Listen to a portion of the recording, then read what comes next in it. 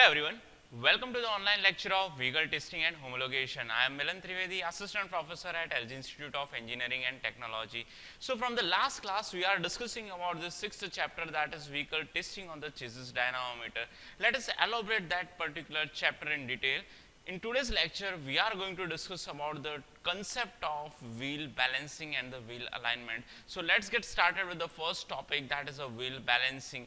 We all had heard about this term wheel balancing. By this word itself, we come to know about that we need to balance the weight of the wheel.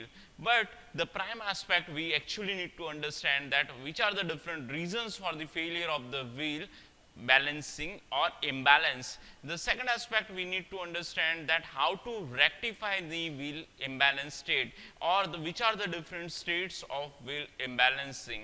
So let's get started with the main content. The prime reasons for the wheel imbalance is identified as, the first is the tire wearing condition. Whenever there is a improper tire wear, whenever we are driving in a very abrupt road condition, there is a ununiform tire wear, that can lead to this problem of wheel imbalance. The second state is the tire weight falling off. We are actually attaching the different weights to the rim of the wheel. If some of the weight is falling off whenever you are driving on, so that can also lead to the second condition, that is a wheel imbalance state. So another aspect is the tire weight falling off. The third is the unusual wear pattern. If we are driving in very abrupt road condition, it is somewhat more relevant to this first condition, that is tire wearing in. But whenever there is unusual wear pattern formation in this particular wheel, it can lead to the wheel imbalance state. The last identified reason is the crap-like mud deposition on the wheel part. If we are driving in very rough surfaces, a lot of dust is getting accumulated on the wheel portion. If it is deposited for a longer period of time, it forms a deposition on that particular wheel. And if it is not removed, it can lead to the imbalance state of the wheel. Now, let us understand that why we need to do this particular wheel balancing. The prime aspect is the evenly distribution of the weight of wheel and the tire. If the weight of the wheel and the tire is distributed very properly, then it can have a proper balance. The second, it ensures the proper rotation of the wheel. So if it's not rotating in a perfect way, you can feel that there's vibrations to the steering particular wheel also. So we need to have a proper wheel rotation. The third state is for the wheel spin without causing any vibration. And the fourth, it can have a proper attentive and the safe driving condition. So these are the main prime aspects for which we are actually doing the wheel balancing. But for wheel balancing, we are having two different conditions. This you actually need to understand in detail. We are having two conditions. The first one is a static balancing. The another one is a dynamic balancing. Let us understand these two different scenarios. The static balancing is particular that condition in which there is actually the uneven distribution of weight at only one point of the wheel. And if it is having at multiple dislocation, then it is a dynamic imbalance state. So let us first of all understand again about the static balancing. As I told, static imbalance is a particular that state in which there is only mass uneven distribution at only one point. So what the thing will happen is, whenever you are spinning this particular wheel, there is uneven distribution at only one point. So when we stop the rotation, the wheel will come back to only one single position, because wherever the mass is higher, at that particular point only the wheel will get stopped. So whenever we are freely spinning this particular wheel, and at each and every end of the rotation, if it is coming back to the same position, then we can come to know that it is a statically imbalanced state. And it is very easy to remove that kind of static imbalancing. What we actually need to do is, suppose if it is stopping at one point again and again, then we need to attach the mass opposite to that particular point of certain values that will be indicated on the wheel balancer unit. So in that way we can easily remove this kind of static imbalance condition. But the tough part and the most of the vehicle face is the dynamic imbalance state. In the dynamic imbalance state, we are having a multiple weight distribution problem at multiple locations. And because of that, if you take the side view also, it will be having this kind of pattern. So you will feel the wheel wobbling in this kind of dynamic imbalance state, and that high amount of wheel wobbling you can even face to your steering wheel also. So it is very much difficult to actually identify the state of wheel imbalance in the case of dynamic, because whenever you are freely spinning the particular wheel, it will particular stop at different positions each and every time. So for that we are having this kind of the wheel balancer unit, in which we are actually keeping the wheel, we are fixing that wheel on this particular drum section, we are closing the body of that. So whenever we are spinning the wheel, some of the side geometry would be protected. Again, it will on the screen, it will indicate certain values that how much weight is required to be attached on the left side or right side of the wheel, right? But after attaching this particular wheel, we need to give certain data to this particular wheel balancing unit. So which are the data which we actually need to feed is the offset value, width, and the third one, that is the diameter. What is offset value? Offset value is nothing but that is the distance from the balancer to the inner plane of the wheel rim.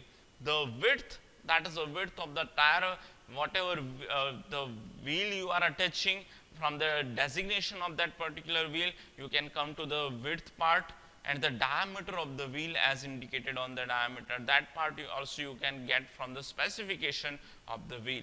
So this data we actually need to supply to the wheel balancer unit. Then we need to actually start spinning the wheel on the wheel balancer unit.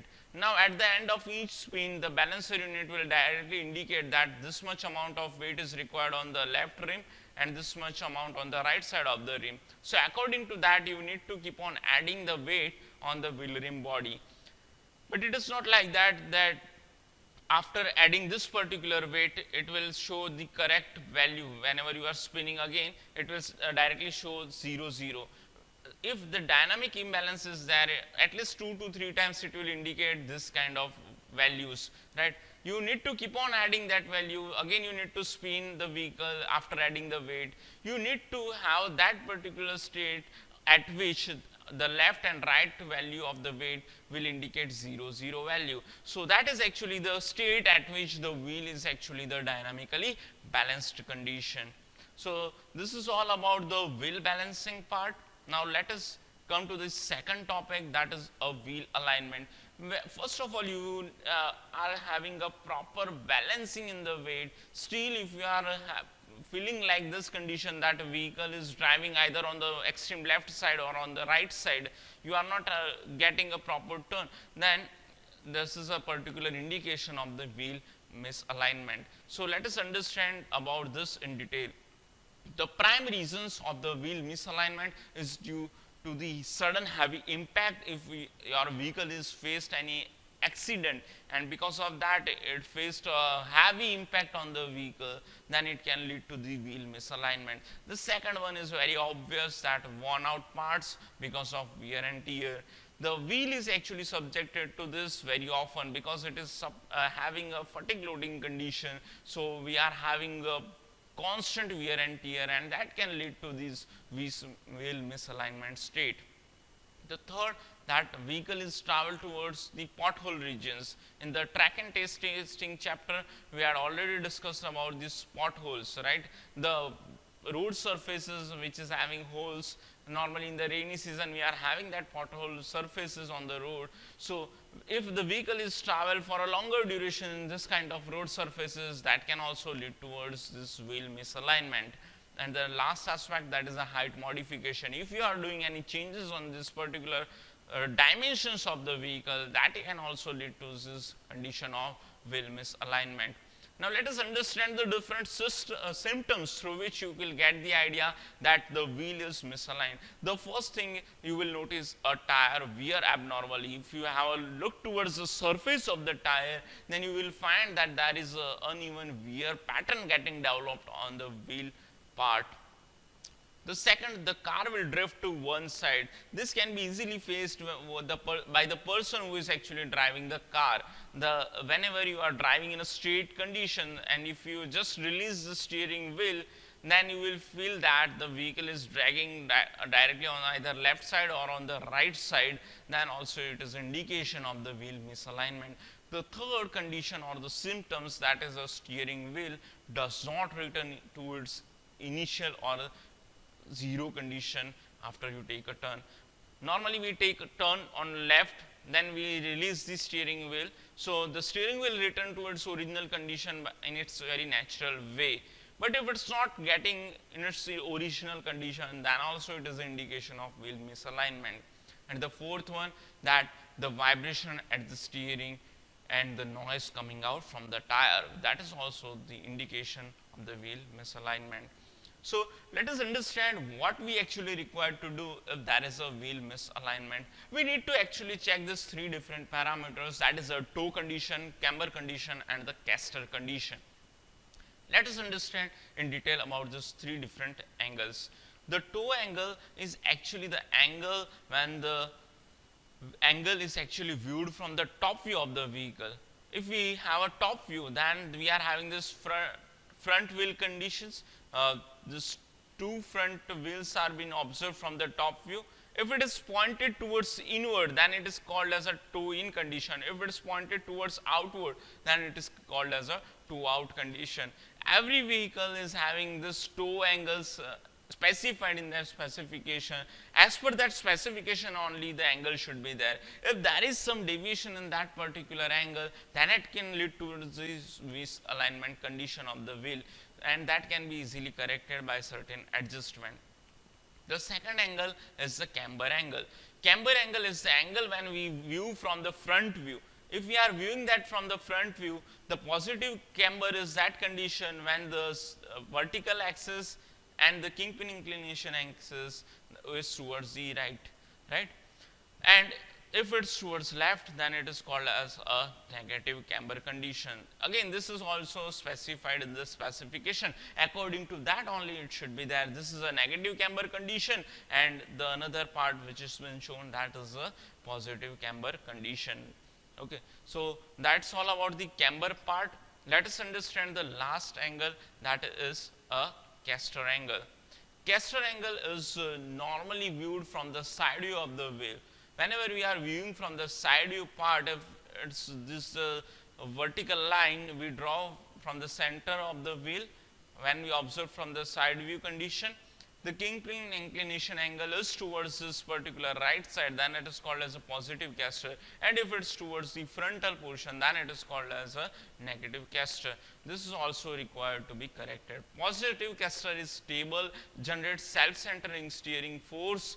More caster generates more camber as front wheels are turned. Okay.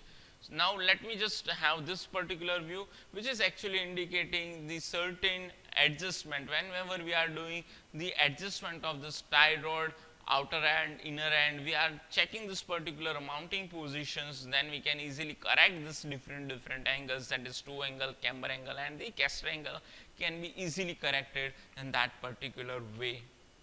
So this is a wheel alignment tester unit on which we are actually keeping the vehicle. Now what we are actually going to do is, this just one computer screen which will indicate the different angle positions. But we need to understand how this particular angles are being measured. For that we are actually keeping one test plate on all the four wheels of this particular vehicle. Right? This particular test plate will be acting like a sensor that will give the command to this particular sensor, that will give command again back to this particular computer. So whenever we are steering, it will indicate the different values on this particular computer screen.